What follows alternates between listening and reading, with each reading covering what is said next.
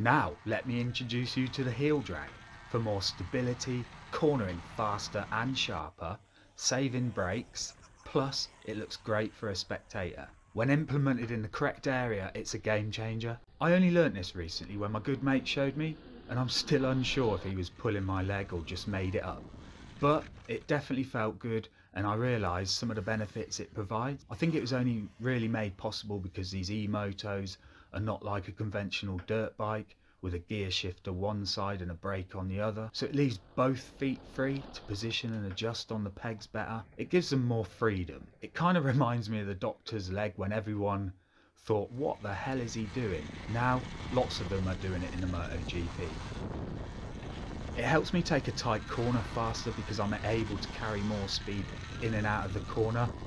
It feels really stable having that extra surface coverage. It's like a support, do you know what I mean? And I can dig my heel in like a plough and work it like a brake. Plus I just think it feels good too. I noticed it anyway. I saw my mate doing it and I thought, what's he doing shredding the corners like that? It must be his size 16 clown feet getting in the way. He said, no, I'm doing the heel drag thing, Johnny. I was like, I've never heard of that before. I'm not falling for that. He said, no, seriously, and explained. Then I tried it and was impressed. Even if it was horse muck at the time, I definitely feel it's worth learning, and it has its benefits in the right areas. Adds another string to your riding ability and skill set. Anyhow, let me know what you think. Have you heard of this before? Was I fed a load of bull? Or do you use it yourself?